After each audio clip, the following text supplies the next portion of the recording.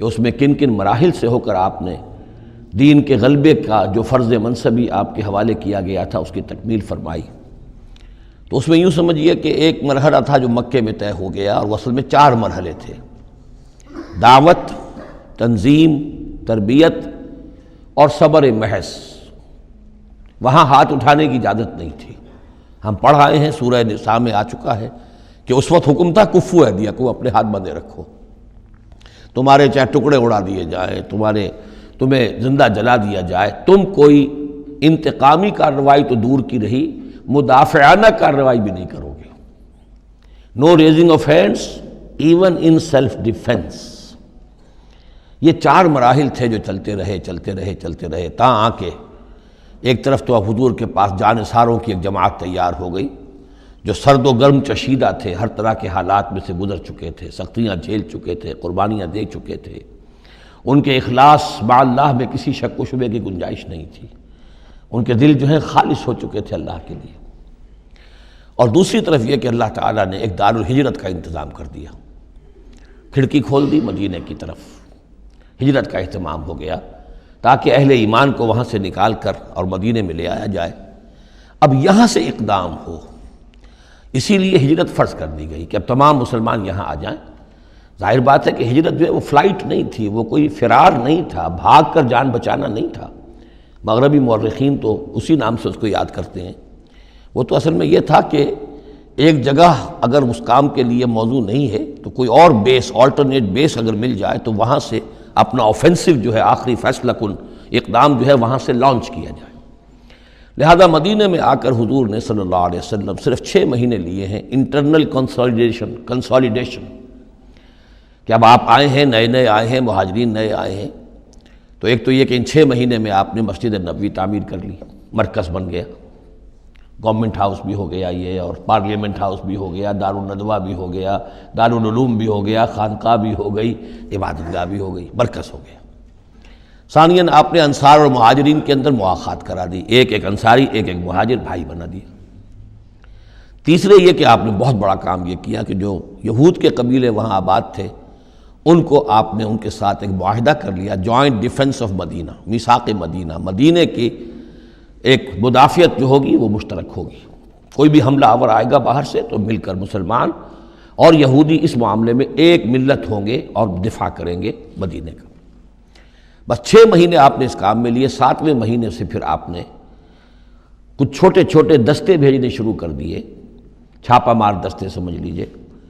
کہ جس سے وہ جو کیروان روٹس تھے، قریش کی لائف لائن یہی تھی، ان کا تجارتی سلسلہ تھا،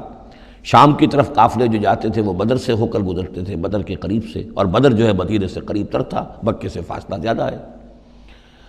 اور جو قافلے جاتے تھے یمن کو وہ طائف سے ہو کر گزرتے تھے۔ تو آپ نے ان راستوں کے اوپر چھاپہ مار دستے بھیجنے شروع کر دیے۔ جدید اصطلاح میں اس کو یہ کہا جائے گا کہ اکنامک بلاکیڈ آف مکہ۔ 8 ایسی مہمیں غزوہ بدر سے پہلے ثابت ہیں 1.5 سال کے اندر۔ 6 مہینے آپ نے وہ لیے، 1.5 سال اور 2 سال کے بعد غزوہ بدر ہو گیا ہے۔ تو یہ 1.5 سال میں 8 مہمیں ہیں، جن میں سے 4 میں کہ حضور خود بھی بنفس نفیس شریک رہے ہیں، اس لیے وہ غزوات کہلاتے ہیں، اور 4 وہ ہیں کہ جن میں آپ نے صرف کچھ لوگوں کو بھیج دیا ہے کسی امیر کے تحت، وہ سرایا کہلاتے ہیں۔ تو یہ جو صورتحال ہوئی، اور اس میں یہ بھی ہوا کہ حضور جہاں جاتے تھے خود تو وہاں کے قبائل سے آپ معاہدے کر لیتے تھے۔ اب یا تو وہ جو قبائل جو تھے مقامی، پہلے تو وہ قریش کے حلیف تھے، اب یا تو وہ حضور کے حلیف ہو گئے، مسلمانوں کے حلیف ہو گئے، تو قریش کی طاقت کم ہوئی، مسلمانوں کی بڑھ گئی، یا یہ ہے کہ وہ نیوٹرل ہو گئے کہ ہم نہ قریش کی مدد کریں گے آپ کے خلاف، نہ آپ کی مدد کریں گے قریش کے خلاف، نیوٹرل ہو گئے۔ اس سے بھی یہ ہے کہ قریش کا جو حلقہ اثر تھا، سیاسی زون آف پولیٹیکل انفلوئنس، وہ کم ہو رہا ہے۔ یہ 2 چیزیں ایسی ہوئی ہیں، political isolation of Quraish and economic blockade of Mecca, جس کے نتیجے میں مکے والے جو ہیں پھر یوں سمجھیے کہ تنگ آمد بجنگ آمد، ورنہ مکے والوں کی طرف سے کوئی آغاز ثابت نہیں ہے تاریخ میں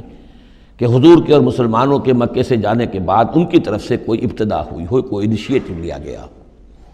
2 واقعات خاص طور پر ایسے ہو گئے کہ ایک چھوٹا سا آپ نے ایک دستہ بھیجا تھا نخلہ، اور یہ نخلہ جو ہے یہ مکے اور طائف کے مابین ہے، تو سمجھیے کس قدر فاصلے پر، اور وہاں مٹ بھیڑ ہو گئی، جو مسلمان وہاں بھیجے گئے تھے ان کے کفار کے ساتھ،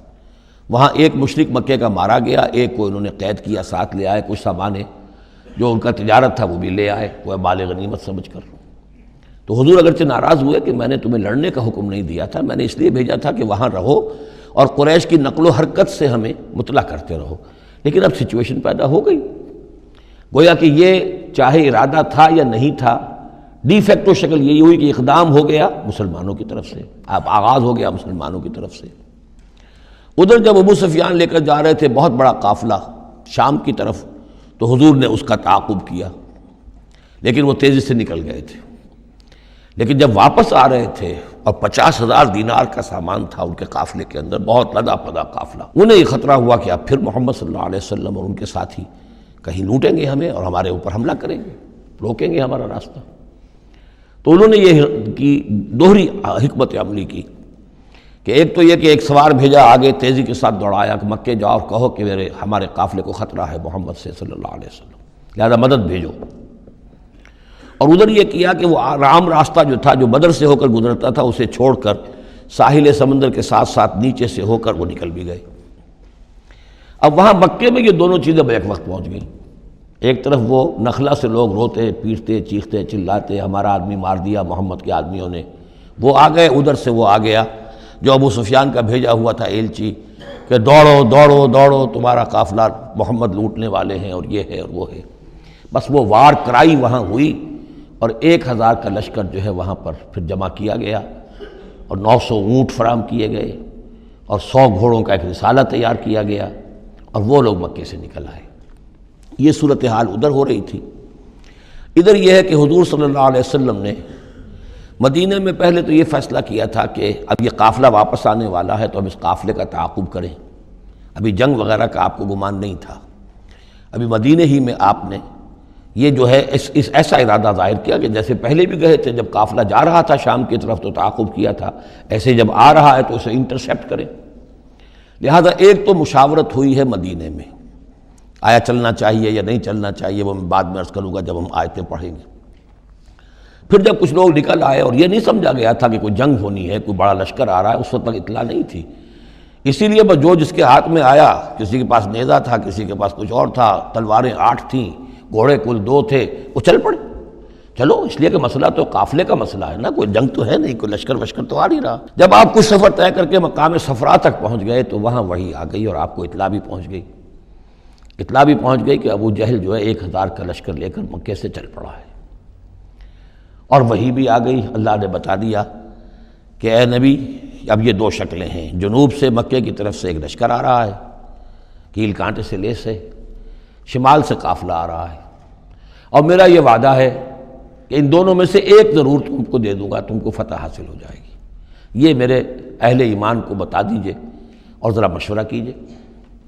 تو دوسری مشاورت جو ہے وہ مدینے سے نکل کر ہوئی ہے مقام صفرا میں۔ یہ اصل میں جو چیزیں اگر سامنے نہ ہوں تو پھر یہ بہت خلجان ہوتا ہے، اور اکثر لوگوں کو، مترجمین کو اور مفسرین کو بہت خلجان رہا ہے ان آیات کے سمجھنے میں۔